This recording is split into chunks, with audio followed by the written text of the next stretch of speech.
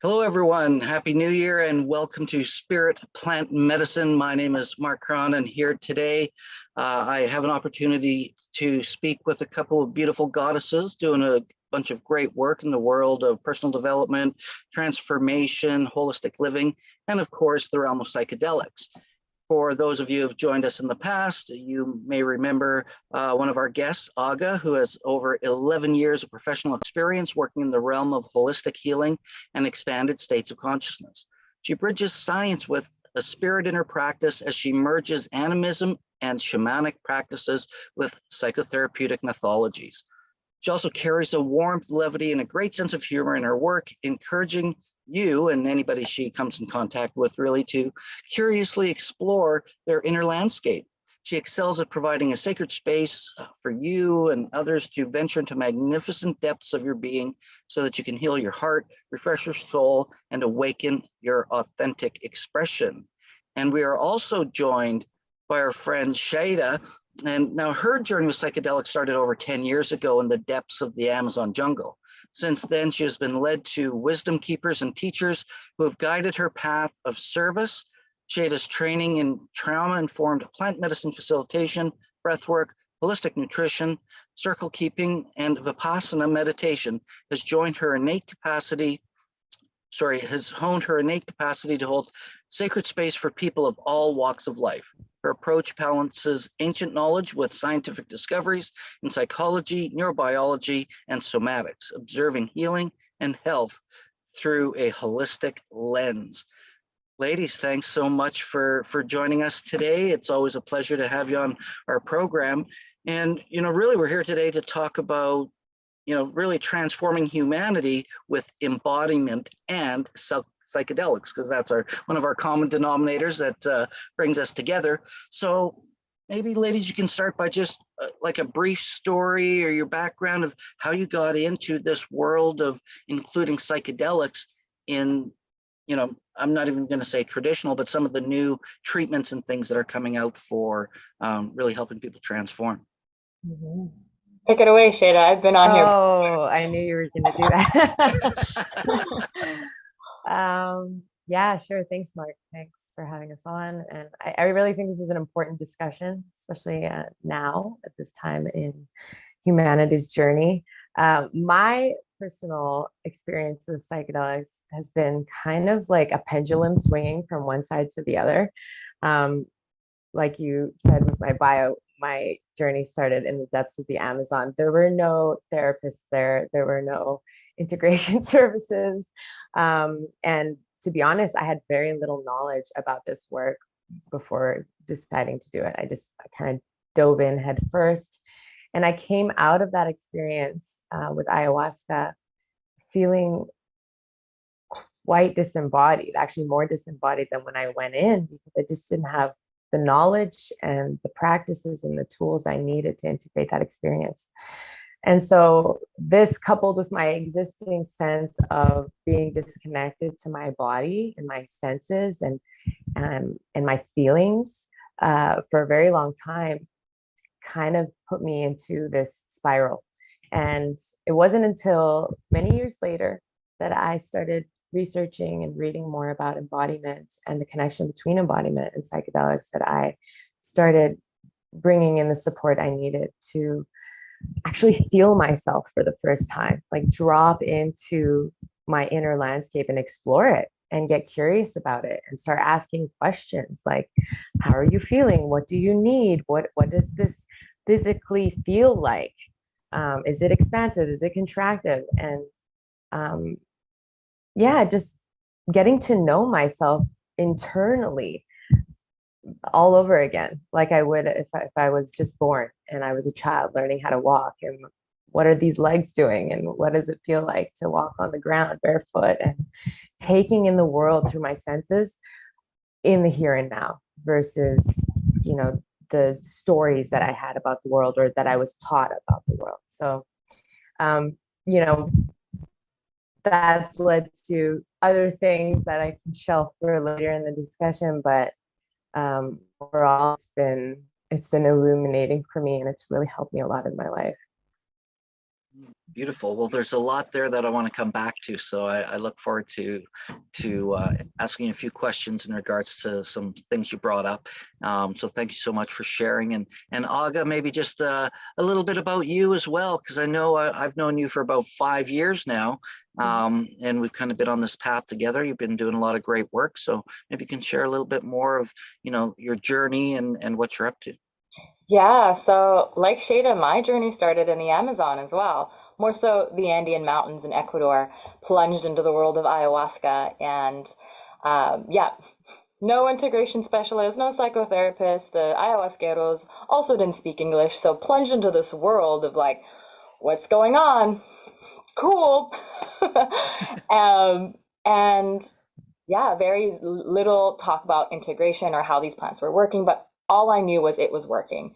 I had an alcohol problem from age 13 to 20. I just instantly quit that.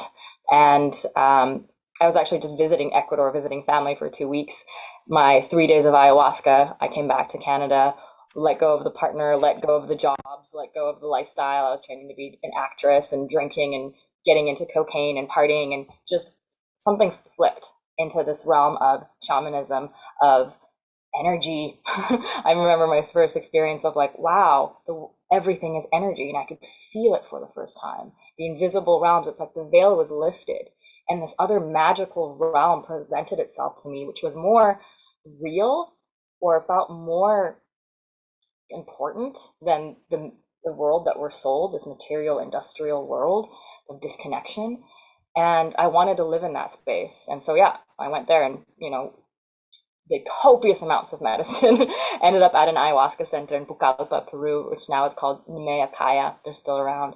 And that's where I was working there, I was witnessing people coming in and transforming. And I knew in that moment, I think I was 23 at that time, 24, like this is what I want to dedicate my life to. I don't know how, but if it means bringing it up to Canada, or having a center, there was a seed planted one night under the full moon, right? And it was, my whole soul was like, yes, I remember this. This is my path. And then, fast forward to 27, 28, a couple of years later, I find myself in Vancouver, working with psilocybin mushrooms. And that same space opened up of, oh, wow, we actually don't have to go to the Amazon. The same profound healing effects we have with ayahuasca is here with the sacred mushroom. And they were my biggest mentors as I started working with them with microdoses and with my own journeys. They led me to my path today, where 6 years later, I've been facilitating psilocybin journeys for 6 years, studying trauma, studying energy, studying animism, shamanism, both realms of both science and spirit, really merging the two. I don't think there's a disconnect in our society right now where it's like one or the other, where it's actually both. And it's so much more harmonious and powerful when we have an understanding that we're both. We're almost just using the same different word for the same thing. And yeah, so this is where I'm now, and I often work with my partner Deus, and we're Soma Heart. So we work with breath as well, trauma informed breath work, mushrooms, bufo, microdosing. Yeah, just for me, I'm just hungry for tools and methodologies that actually support our liberation, our embodiment, and our authenticity, really, like connecting to the core of who we are, shedding the painful past experiences and the traumas and the patterns that we're born out of in this crazy world, to really coming back to true self. And I really do wish to see that for all of us. And I think this is a common thread we have here as we sit on this call, is like, how do we share what we know with people so that we can all rise up. Beautifully well said. Awesome. Well, let's get into it, because there seems to be a couple of common things that you both have touched on, and I think it's really one of the most important parts in my experience, and what I've learned as well, and that's integration. So it just dawned on me, because you both had mentioned, when you get into the jungle, you've got these great indigenous shamans who have a lineage of working with these medicines, yet, and I think this almost sometimes links to the science of it. I'm not sure. So I want to go down this road a little bit. But you say they've got no integration or, therapists or anything like that as part of the work that they do. Yet when we get into the West, we see how important it really is. And I'm curious is that somewhat of a cultural thing, because of maybe the baggage and trauma we have as Westerners, or people who've been colonized in that sense versus the tribal people? I think definitely that plays a piece, right? Especially with ayahuasca, and they've had a lineage for thousands of years. You know, it's just like Sunday Mass for many of them. I went to go live with the Yawanawa tribe in January 2020, and yeah, it's like, hey, you want to do a ceremony? It's Tuesday night, great. You want to do a ceremony? It's Friday night. It's the full moon. It's just like, it's not a separate part of life for them. It's embedded. It's woven into it, and they have village and they have community. They don't need an integration therapist. They can just, speak to their aunt about it, or go to the page or the shaman and speak to them. And they're also very connected to the earth, connected to the land. They understand that, plants have spirits, and how to, what's it called? Understand the visions and work with this medicine, because it's in their blood, it's in their lineage, where it's like a foreign substance to us here in the West. It's so disconnected from how we live life here that we need more support of how to work with these medicines. Well, and would it be fair to say that it's partly because of, the burdens of the complex lives we're living in today's world, right? There's a simplicity of living in the jungle and being close to nature and connected to the earth and living off the land, where you're not dealing with it.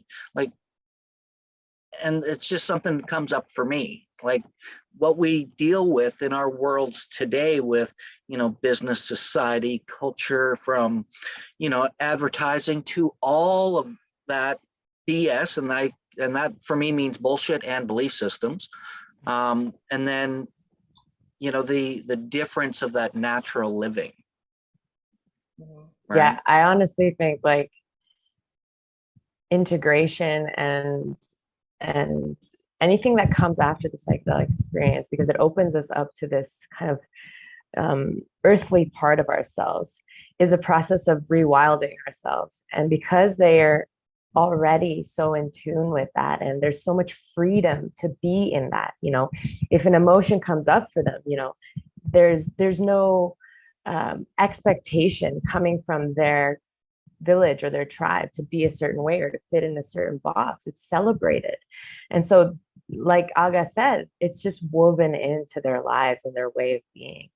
And so in the West, we have had to compartmentalize this work and get the support of a therapist, because out in society, it's just, we're getting those messages through advertising, through media, that we can't be that way. We can't be that wild. And so there needs to be safe containers for that, I think. Yeah, and this reminds me of one of the speakers at the Spirit Plant Medicine Conference this year. She was a young Indigenous woman. I forget her name, but she opened her Adriana Fotonakis is who probably it is. Yeah, I think so. And she's long hair, with the fact that, and there's the number one rule in her culture, she shared from the beginning, is you do not cry alone. And it just like hit me. Even now when I say it, my whole body, all the goosebumps I get, because what are we taught in the West here? First of all, you don't cry. You don't show your emotions. And if you cry, you do it alone, because your emotions are a burden on somebody else, right? And how backwards we have it. So now we have all this emotion in us that we don't know what to do with. So we push it down into the body to create dis-ease, right? And then, because it's so uncomfortable in the body, because it's so constricted, because it's holding all this emotion, we live in our head and we're disembodied, right? And so then we're walking around and we're exhausted because we don't feel our body. We feel disconnected, so we feel depressed. We're not connected to our life force. So of course we feel bored, we feel apathetic, we don't have any passion. And then we just get sold into the sleep system of work 9 to 5, get home exhausted, watch Netflix. Hey, work 9 to 5 to pay your like crazy amount of rent.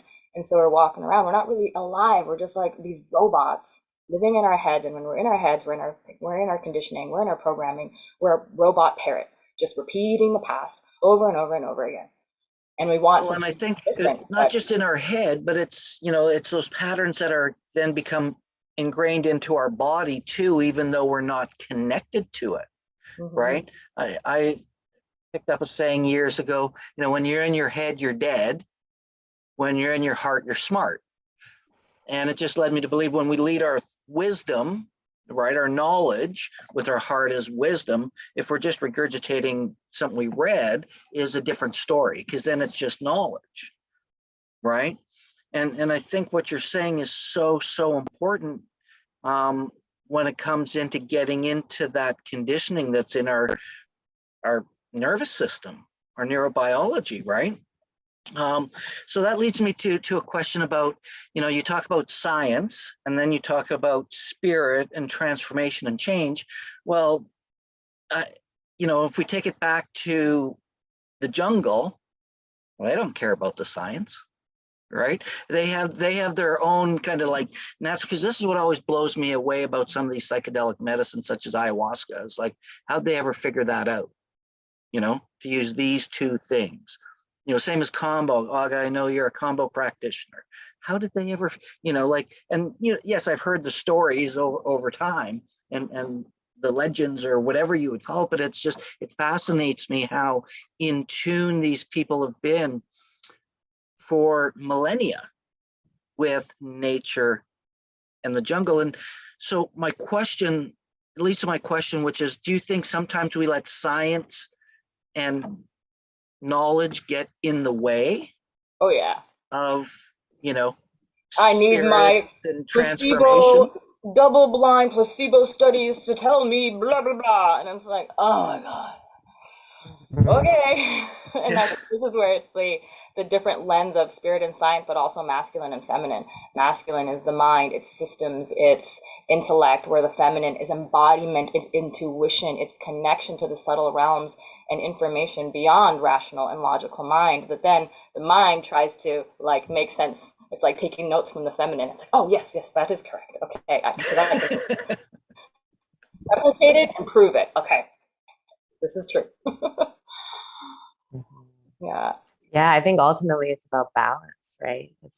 We're so far into the mind and the science and the data and the experimentation that it's pulled us away from that intuition, that feeling sense of what we feel is right. And, there's just so much intelligence and information available in our body below the neck, through our ancestral lineage, and just through the way that we co-regulate with nature. I mean, we're breathing in what trees are putting out, and they're taking in what we're breathing. I mean, there's a direct correlation there that we're missing, I think, when we look at the numbers and the words too much, right?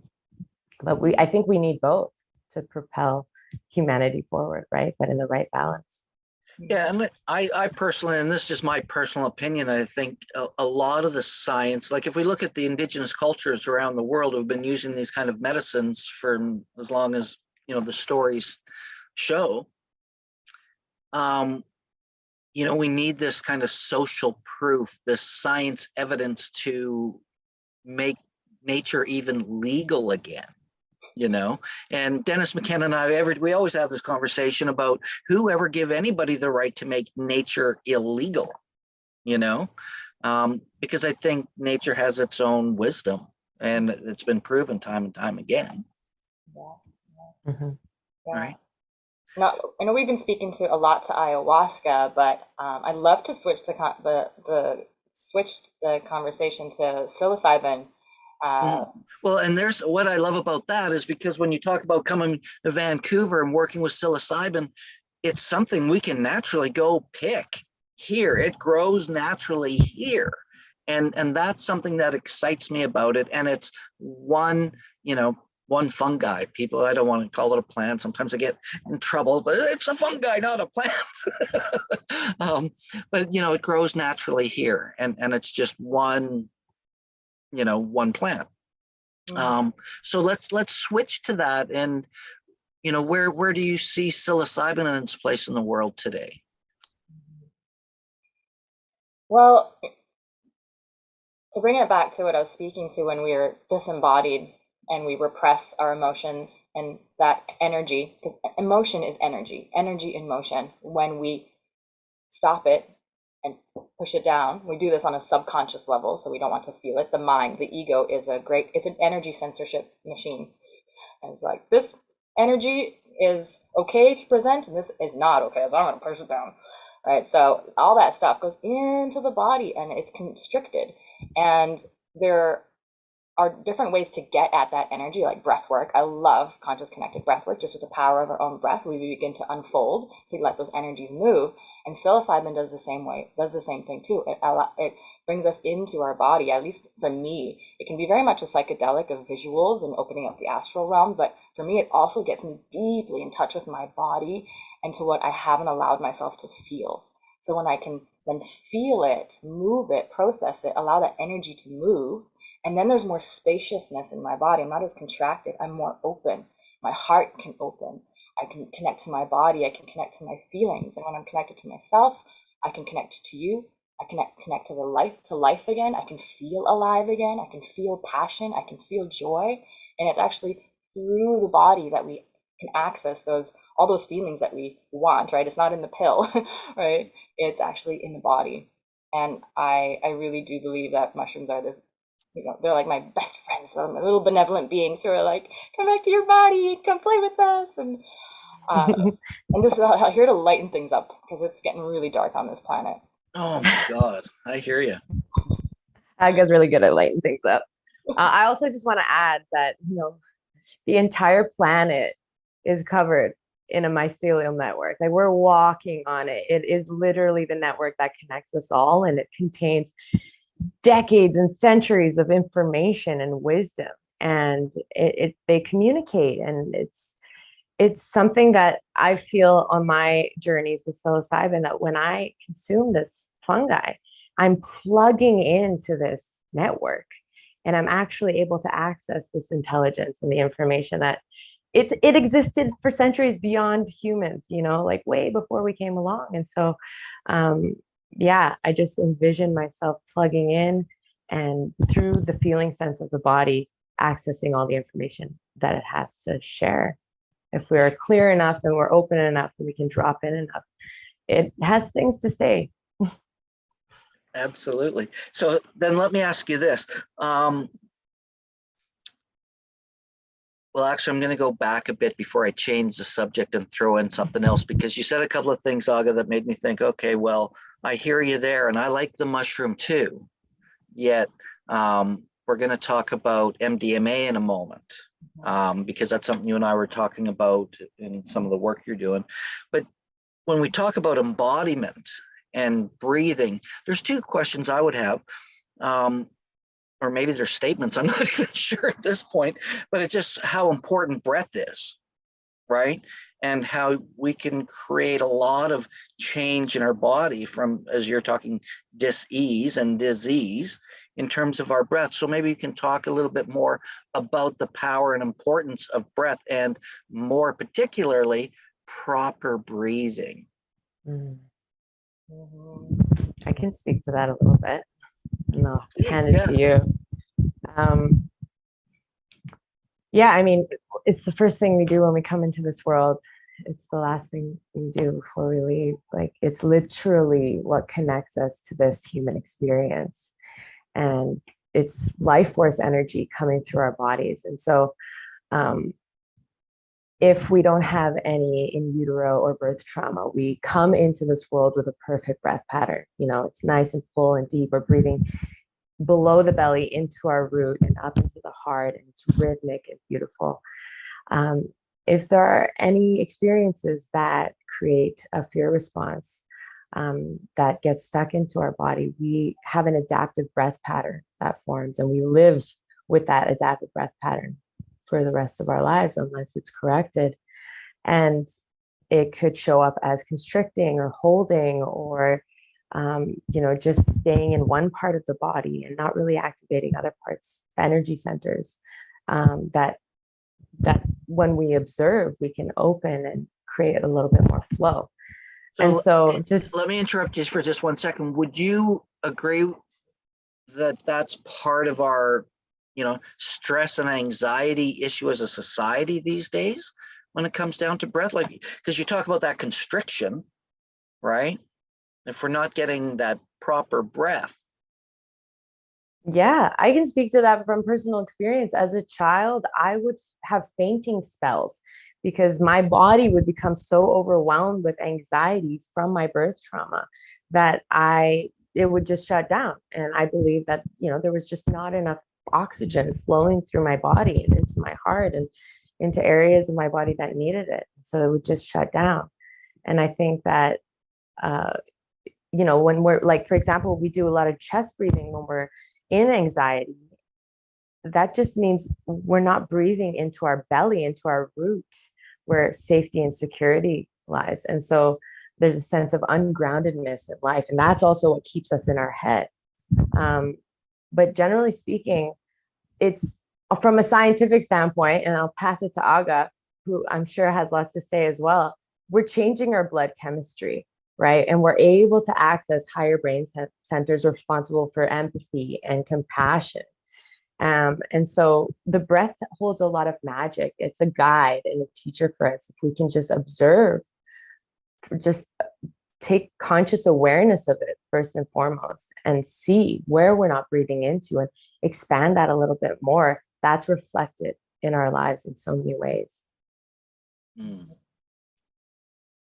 you have anything you want to add there? Yeah, I'd say like our breath pattern is connected to our state of mind. So if our breath is shallow and contracted, then that shows up in the mind as stress or doubt or negative thoughts, or, the looping of the parrot, I call it, right? But when the breath is deep and long, right, this is connected to our parasympathetic nervous system. And when we're in rest and digest, that's when we have access to more positive thoughts, creativity, compassion, relaxation. And it is the one thing that we can do unconsciously. I can let my breath breathe me, depending on how I'm feeling, or I can take charge. If I don't like the state of mind that I'm in, I can actually take over this automatic response and consciously manipulate it to create a new state of being. So how empowering is that? Like if I'm stressed out or feeling crummy, I can just do my connected conscious breath pattern, which is, like Shada said, it's connected, and it connects the circuitry, electromagnetic circuitry of my body, and whatever energy that I'm not allowing to move through me, I plug it in, couple breaths, moves out, relaxed, open, and I'm in a different state of consciousness now. I'm not enslaved to my emotions or my thought patterns. I'm actually in control. We all are. The power of our mind and our breath. If we only knew how powerful we are, we've been lied to. We are so much more powerful than we actually think we are. Well, that's a whole nother show, why we've been lied to, but hey, I digress. That's a rabbit going down hole. the rabbit hole. Oh, I love what you said, consciously manipulate. I think that's a really strong statement because, we can't change what we don't acknowledge, right? And consciousness at its core is an awareness. And if we're not aware, how do we even change our breath? And I know when I was turned on to this, 20 some odd years ago, just a funny story. And I say this for you and for anybody listening is, I was with a woman, long-term relationship, and I had night sweats. I was a night sweater. And I was at this living health thing, and the guy was talking, and he was talking about all the benefits of breath, because he was kind of describing what we were talking about, the importance of breath and proper breathing. And he listed all of these things that can be, we'll say healed, for lack of a better word, but that can transform based on breathing. And one was night sweats, which, I perked up, said, right, take note. I went and I put breathe everywhere, like bedroom or the bathroom mirror, in the bedroom, in the car, my locker at work, everywhere, just to always remind me to consciously change my breathing patterns, to slow down and get that deep diaphragmatic breath. And it was probably 2 to 3 weeks later, no night sweats, and I've never had them since. Right. And that was just by consciously changing the breath, because it just meant every time it's like, oh, start breathing differently. And I can say from my own experience, the more you can get to that, it just got me thinking that just what you ladies were sharing is you want to slow down and get that you have to breathe. You can't just run around frantically freaking about what is, right? You got to recenter and focus and breathe so that you can meet whatever the challenge is in a great place, which leads me to, consciously manipulate. I consciously manipulated my breath with a reminder everywhere. Even one day I was going down to the States, a guy at the border goes, "What's that sticker mean?" I got this big breathe. It's just reminding me to breathe properly, man. I was like, oh, and gets on. And away I went. But I think that's a really key thing is that what you said there is consciously manipulate, because, even when it comes to creating any change, right? Emotional, we change our physiology. Physiology is always first. And this is just the model that I've been trained in and that I work with. Focus. What are we focusing on? Good, bad, positive, negative, right? And what's our language, meaning, and story? And when you can consciously change 1, 2, or 3 of those things, will change how we're going to feel and change where our life's at. But if we're not even aware and we just go on reacting everywhere, it becomes a whole different thing, right? And physiology first leads us right into embodiment again, and how important the body is, and then the integration of the work with psychedelics, and not just integrating it into our understanding, into our body, so it becomes who we are. So maybe you can speak to a little bit of that before we go into the introducing the MDMA thing, because I'm really curious about that as well. Yeah, I think, when we come into a psychedelic experience, often on the other end, there's an insight, right? There's some sort of teaching. If not, that's your job to reflect on the experience to figure out what that lesson was. What is the insight, right? And patterns are always stronger than insight. Insight's like, wow, and then patterns come in. your whole, robot brain. So embodiment also requires pattern interruption, so that insight can actually become embodied, right? So that you can bring these visions or this dream that you have or this lesson actually into your life and live it. And so often I like to have actionable things I can do, engage with in my body, right? So oftentimes someone's like, everything is love. Psychedelics just showed me that we're all one and everything is love. Great. What are you going to do about it? How are you going to show up in the world differently? And that's going to take conscious manipulation of your current patterns. I love it. And here the nugget, everything is a pattern, folks. Every fucking thing in this world is a pattern, from our DNA to the universe to nature to everything, our behavior, our language, our emotions. We speak the same language, Aga. Everything's a pattern, and we have to interrupt that thing. And like you did with the sticky notes, breath. So a big yellow thing, breathe. Okay, that's a pattern interrupt. And now I consciously manipulate and choose to do something different with my body. That's one way of embodiment, is actually, to have practical action steps for your vision to embody that thing. And then I can pass it off to Shada, another aspect of embodiment. Yeah, well, you can't just go sit on the sofa and start watching Netflix again and go, man, everything's love. What's on? Yeah, if everything's or you love, can, but you may not get the results you want, because action, the secret and the law of attraction, it's all great, but they always forgot to stress that one point. Take action. Take some action. Consistent action. So if everything is love, what am I going to do? Okay, maybe I will call my a friend every single day and tell them that I express my love? How will I embody love consciously, right? And then choose those things and show up to bring more love into the world. Because I think these expanded states of consciousness, they're coming from a place that really wants Earth and the people on her to thrive and live in harmony, right? So if you're doing psychedelics and not integrating, it's just stop. You're wasting you're wasting time. Anyway. Well, I think this becomes kind of like a method of bypassing, call it spiritual transformation bypass, whatever it is like, oh, I went on ceremony this weekend and, so it's all better now, but you're still not doing the work, right? We see that in the personal development, personal growth world, right? People, and I've been there, done that. We call it shelf help.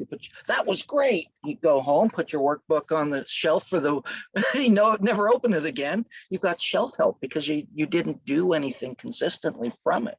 And it's creating that plan, right? Yeah, and then you bounce from medicine to medicine and medicine, hoping that the next medicine is going to heal you. But it's like, it doesn't heal you. It shows you what to do. And then you're the one that does it. You're the medicine. I love that you said shows you. Yeah. Do you know Tanya Kamelman? Yeah. She was the integration coordinator from the Temple of the Way of Light down in South America. And she was, when I was in Vancouver, she led a couple of integration circles and we had a couple of events with her. And she had said, somebody had shared that, she goes, oh, grandmother told me. And she said, well, she's actually showing you, right? She doesn't tell you anything, she's showing you. And I think that this is an important part of, integration, because you could take a look at anything, there's that belief nothing has any meaning, right? Except the meaning we give it. And as human being, we're meaning makers. So you could get a message and interpret it, right? On old values and beliefs and old things, or maybe what you really want, but maybe you've interpreted it completely wrong. So how does one distinguish the difference? Yeah, I like to see the ceremony and the journey with medicine and the insights that come in as like little sparks. So you get this spark and you get to make that neural connection that gets you a more expansive perspective of what's possible, or maybe what you need to do, and shows you in that way. But like any neural pathway, you need to continue creating that connection, and the mind and body are connected. So through action and through our behaviors and our decisions on how to do that within the body strengthens that connection after the experience. Otherwise, we're just going to go back to the old programming because it's so deeply ingrained. It's been there our whole lives. And so like learning anything, like learning how to play a guitar, we're using the same pathways. We need to keep practicing in order for that to become our new programming and our new wiring. Otherwise, it's just a fading memory. And it's, and that's kind of like the shadow side of chasing peak experiences, and it becomes an escape. And it's because the embodiment piece is challenging. It's after the ceremony's over, like all the stars and the glitter is gone, we have to do real work. We have to create a strategy. We have to write a list of things. We have to show up. We have to sit in the discomfort. We have to have those conversations. We have to call that person, quit the job. It's hard. And we're faced again with being in our ego state once more, and having to deal with all the fears that come from leaving the comforts of our own old life, and kind of embodying this new way of being and this new identity. And ego resistance will come up. It's inevitable. And that's why I think support is so important, to just be in this space of having someone reflect some blind spots back to you, or encourage you or hold you accountable, because the ego is a strong one, and it's gonna show up to protect you ultimately. But the body and the mind need to work in cohesion in order to create that. You mentioned law of attraction. We need to be in the vibrational frequency of the new life we want to live and of the new person we want to be. Yeah, absolutely. But you can't keep doing the same thing and expect a different result. That's called insanity, right? You're just Right. strengthening old wiring. It's just, Yeah. you're just keeping the grooves of the old wiring going, right? Mhm. And the other piece of embodiment is actually like how do we get in the body, right? Because when we're in the brain, we're in the head, we're in the past, we're in the future. The body is here right now. So mindfulness practices, movement practices. I love dancing or shaking or just like tapping or squeezing, like literally feeling, oh, what does that feel like? What does it feel like when I stretch like this? Bringing awareness in to the breath, to the movement of the body. And this is another reason why yoga is so incredible at embodiment, because we're syncing up our breath with movement, expansion with the inhale, contraction with the exhale. Now we're like in rhythmic attunement with our body, and this creates that connection to the body, because otherwise it can get really hectic up here. This is when the And like you can't actually do yoga in that way without being present. Like you have to be present. Otherwise, you're falling all over the place. You're out of balance. It's not, it's just not going to flow. So you need to come into focus with the here and now. And over time, that's easier to access. I remember when I first did like ecstatic dance, my body just felt like it just didn't know how to move. It was foreign to me because I had spent so much of my life disconnected from this thing. And now I'm just, I trust that whatever it looks like is what it needs to do, because it's a lot more intelligent than the limited mind a lot of the time. Well, I love that you mentioned ecstatic dance, and I had a good chuckle because you described my experience. That awkward. It's like I was like, when I first started doing this work years ago, and then now it's just like, I don't care. My body moves in completely different ways, and it expresses differently, where before I was so locked up.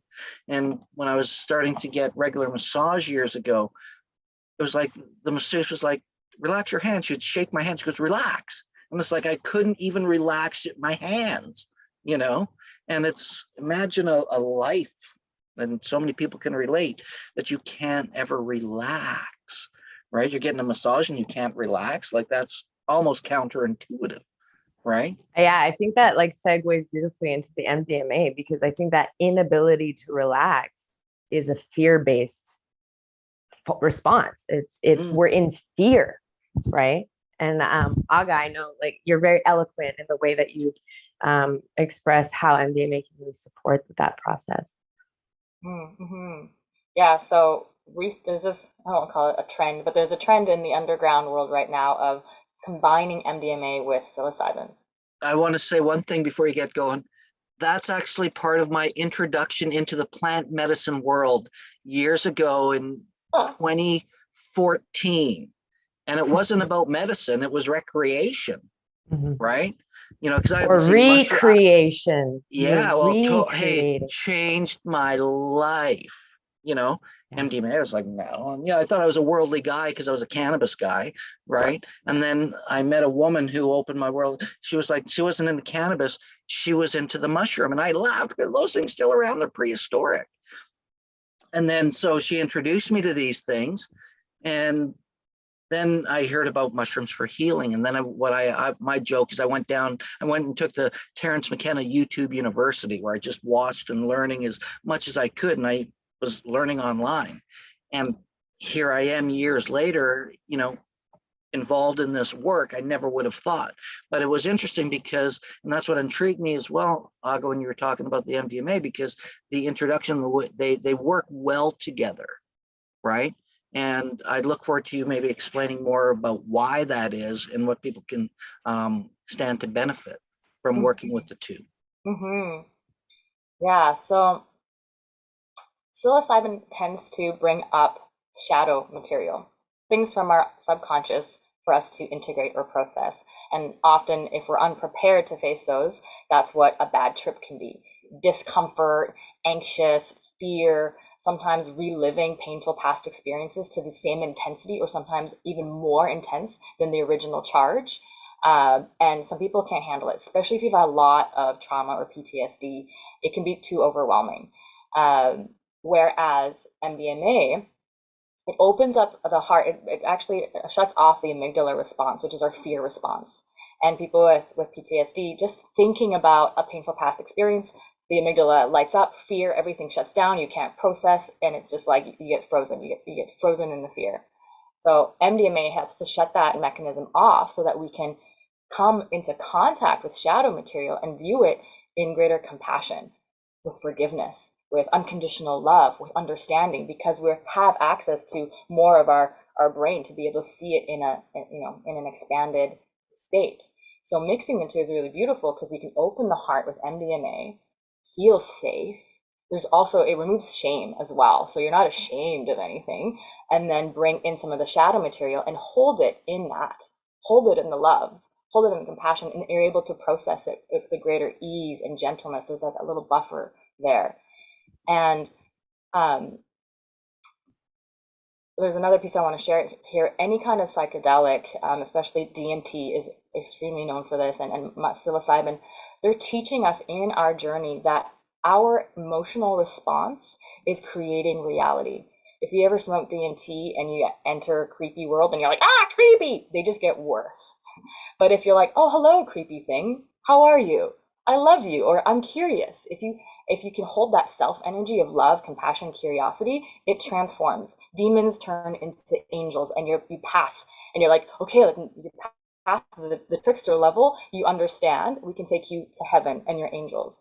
So they're showing us in real time your emotions and your responses are creating reality. It's an immediate feedback loop. So if you're having a challenging journey, remember, thank you, I love you, creepy, fucked up thing that's supposed to be scaring me right now, but I love you. And it works, it transforms.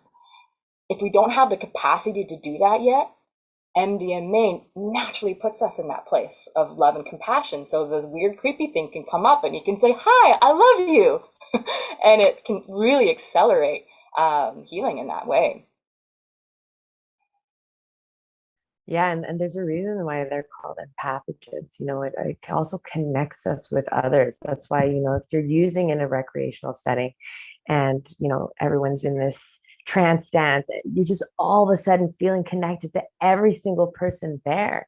And I think this is what's important now more than ever after what we've been through with COVID and all the isolation and the disconnection and separation. That's separation, that's the thing that blows my mind separation. still today, is the amount of separation that is still, it's almost worse. It's still there. We're still going through it. And I don't even think that as a collective, we've properly integrated that few years of intensity. And so I think everybody's bracing for what's next. Right. I think we should spike the politicians' water with MDMA, just see what happens. I've been saying that for a while. We just need to be able to influence MK Ultra. They can do it. Another I've had many of hole, these but, devious thoughts.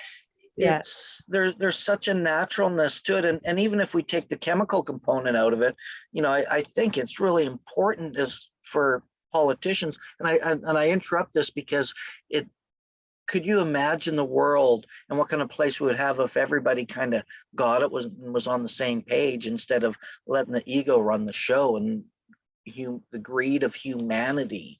I've always said that this so ahead of the game. Oh, well, this world has enough resources, ability, money, knowledge, everything to not have crisis in the sense that we do today. War, starvation, all of that. What's it going to take for us to unite as a civilization, as a united humanity, so that we can all live with joy, peace, love, right? Not be freaked out where our next meal is coming from.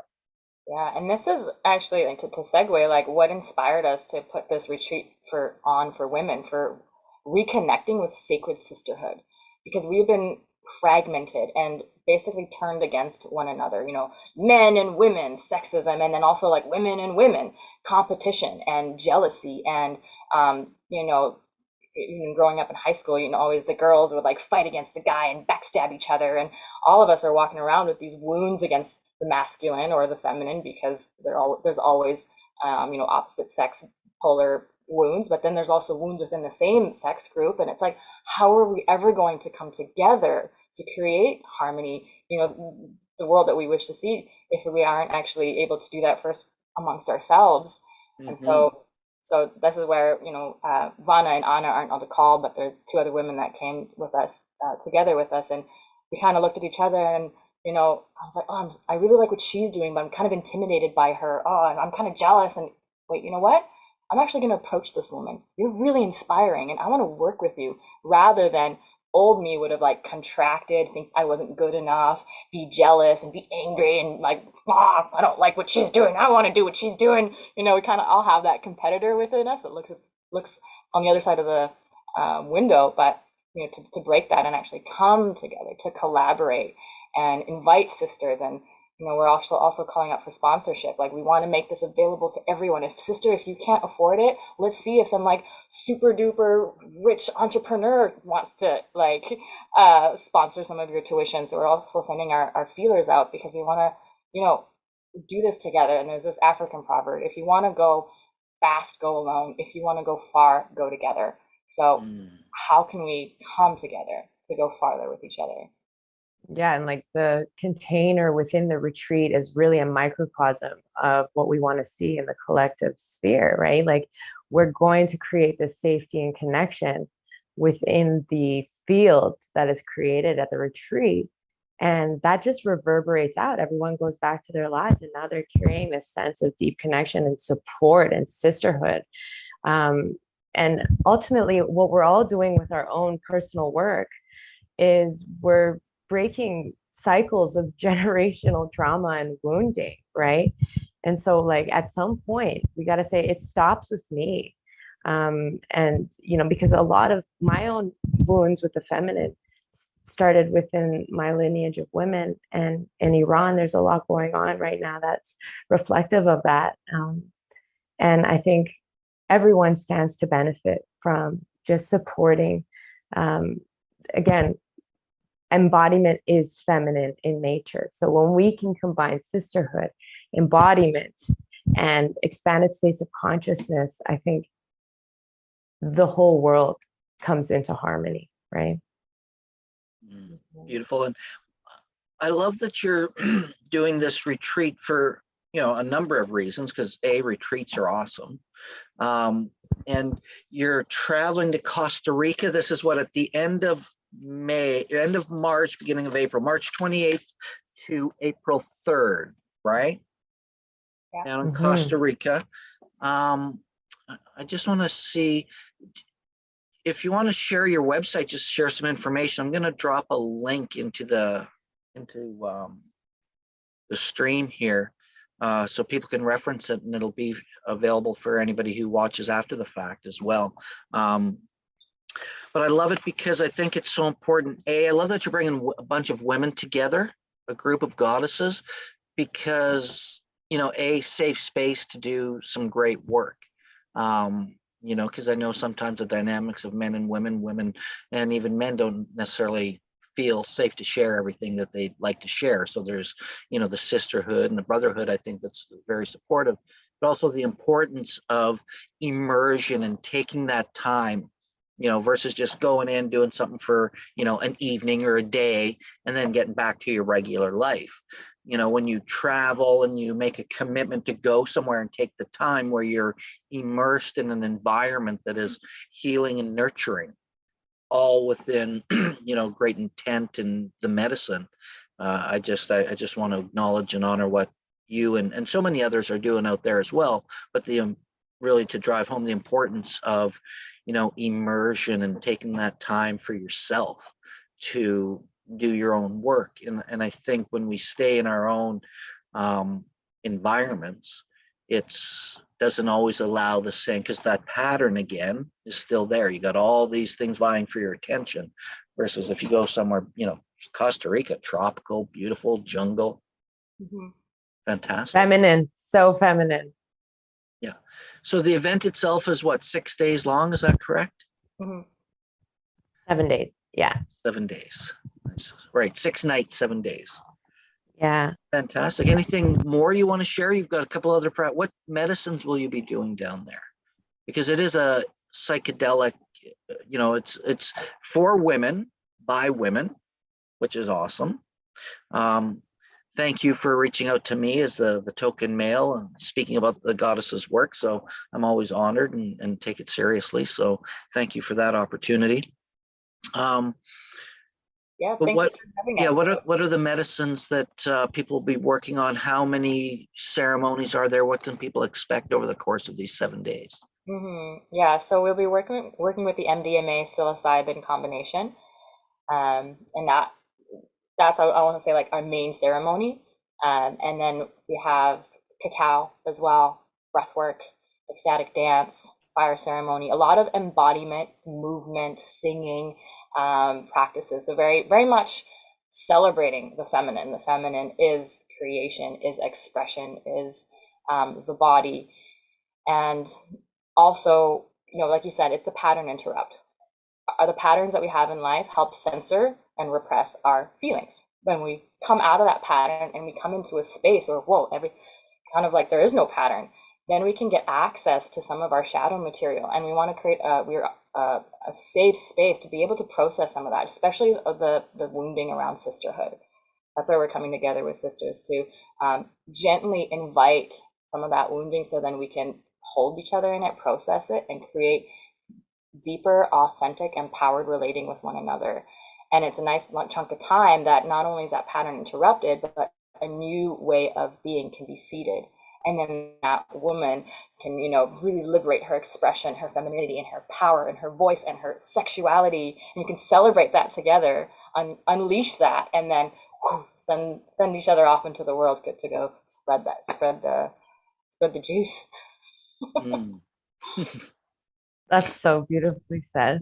I also want to add that, when we work with medicine, this neuroplastic window is open, right? And so if we just put ourselves right back into the environments that were stressing us out in the first place, or closing us off, or keeping us in fear, like a rubber band, that's just going to snap back. And I think that point you made about immersion is super key, because we're allowing time and space before and after the medicine journey to really anchor everything that comes through on a mental and somatic level, to just deeply ingrain it in a supportive space where our old programming doesn't have to take charge because of the environment that it's being put into.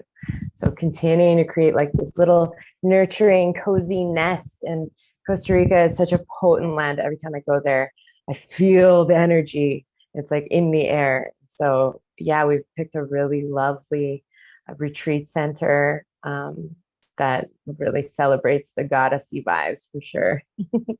Yeah, and like you had mentioned, Mark, like when you were saying you're in your massage, you couldn't relax. Like so many of us are still in that like fear response, and it takes more than a massage to actually release that fear, Absolutely. that holding. And so, again, that dancing and movement and singing and laughing and cacao and these medicines really just help the body unfold. And the body, she's nature.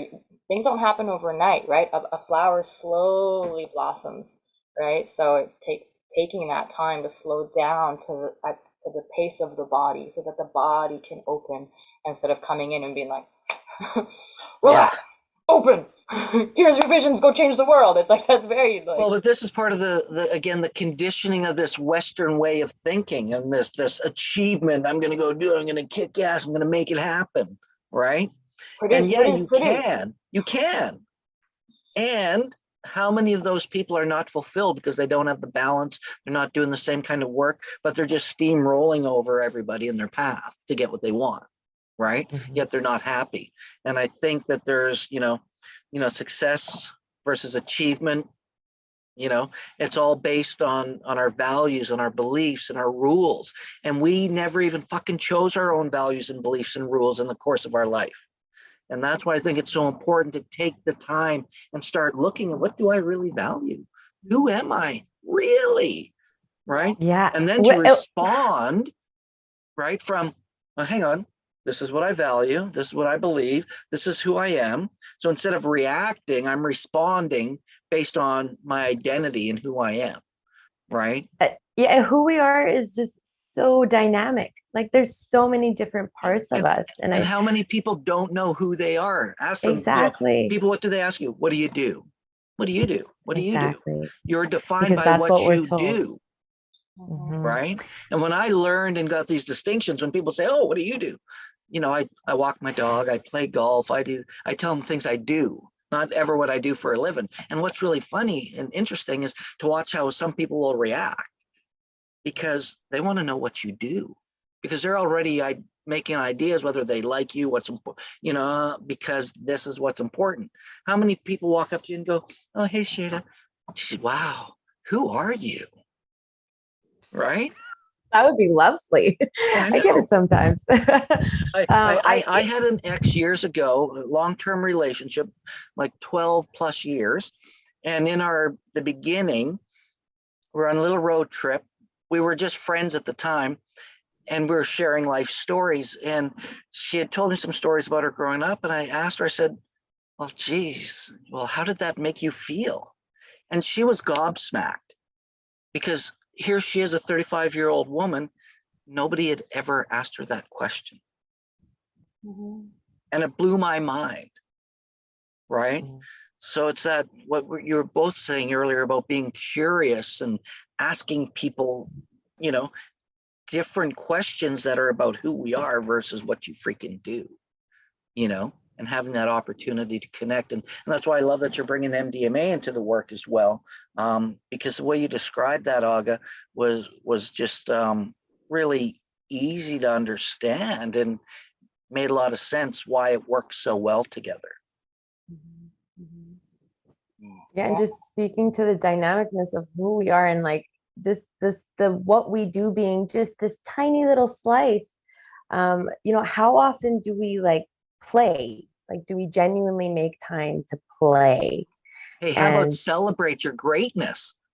yeah, just be in the magic of this human body and what it can do and the things that it can create, and how in different ways we can connect with others outside of the mind. How can we hold people, how can we dance with them, how can we dance with life, and so within the safety and support of this retreat container, we want to encourage people to really access those other parts of themselves beyond what do they do, but how do they play?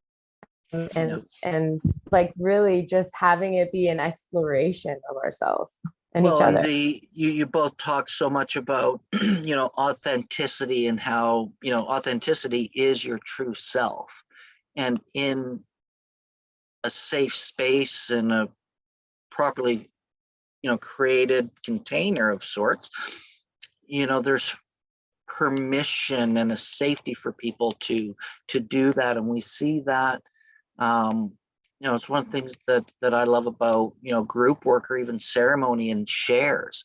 People want to be seen and heard, and when people feel safe, the things that they will share, right, in circle, sometimes things they haven't shared for 50, 60 years, like what comes up because they've imagined going through life never feeling safe, never feeling secure, never fully feeling you can trust that if you share what's going on with you, that you're still be accepted, Yeah, because I we think all fear that we're not enough, we won't be loved. That's kind of where we started, I think before we went live with this, where we all have that innate need to know that we matter, know that people care, yeah, and I right? see this all the time in circle, in be it combo ceremony even or mushrooms. Strangers come in and they're like, I don't know about group work, I don't know anybody, but there's this agreement that you know of confidentiality, first of all, that nobody shares. And with that agreement, people open up so quick. And after the first share, people realize, wow, I'm not so broken after all. Like Yeah. you actually don't feel like you're good enough either, but you're like this like super like amazing rock star entrepreneur businesswoman. I didn't realize you felt the same way as me. And wow, I'm not broken. I'm just human. And Yeah. in And that that's why sharing's so powerful, right? yeah, and in that connection, we realize we're not alone. But when we hide and we don't share the painful, maybe vulnerable, shameful parts about ourselves, we create that isolation, we create loneliness, we create depression. And all it takes is coming in the circle, sharing a little bit, and ooh, everything just lightens up. No, I know, just to let go. I'm envious of the ladies who are going to be joining you down there in Costa Rica to have the opportunity for 6 days of just, I can only imagine how much fun and beauty and love and spirit will be even expanded even more through the work you do. So I thank you for that. Thank you for the support, Mark. Yeah, I think it's important that the masculine is also involved in these conversations, because it's not just about females or people who are born as women. Really, it's the feminine energy that exists within us and on Earth. And so how can we come into harmony with that? So thank you for your support. It's always my pleasure. It's one of the things that in any of the work I do is always create a safe, sacred space for the divine feminine to just be. I've heard we've all heard so many things about women go through, and it's not okay. And there's women can be very mean to women, not to mention the atrocities with men too. And I think that we owe it to humanity to create those safe, sacred spaces. And I'm always happy to support anything in the realm of psychedelic feminism as it relates to psychedelics and personal growth. Take psychedelics out of it. I'm always happy to talk about personal growth and development. It's something I'm passionate about, because I don't care what you do necessarily. I just want people to be happy. I want people to enjoy their life and realize that we don't have to be serious. Let's be more fun and playful. Let's celebrate our lives. When was the last time you went out there and just giggled like a schoolgirl, or had that gut-wrenching laugh, or, we're just crazy? We'll pay tons of money to go watch the Canucks and do it there and celebrate for them from the bleachers, yet we never go in and play our own fucking game and celebrate for ourselves, right? And it's a very foreign thing, and we so quickly forget about all of our magic moments. You call them successes, call whatever it is you want to call them. But I'm speaking of those things like, when was the last time you wow, that was awesome, that was incredible. You might have won something as a kid, but how quickly we can forget about those. And we need to bring those back and make sure that we live with them, because the negative sticks with us so much more powerfully, and that, I think, sometimes just becomes a bad habit and human nature. And we have the tools to change it by being aware, and I just want everybody to enjoy their life, regardless whether you got $10 billion or not, right? Because money will not buy you happiness, right? That's how we show up in the world and how we make a difference. And that's what I'm interested in. So thank you. Yeah, thank you. Thank you for having us on and supporting us and sharing this word. Yeah. Anytime. We'll get this out to the community and even more as time goes on. Thank you very much. We've been speaking with Aga and Shada about their upcoming event we talk more about everything else but the event.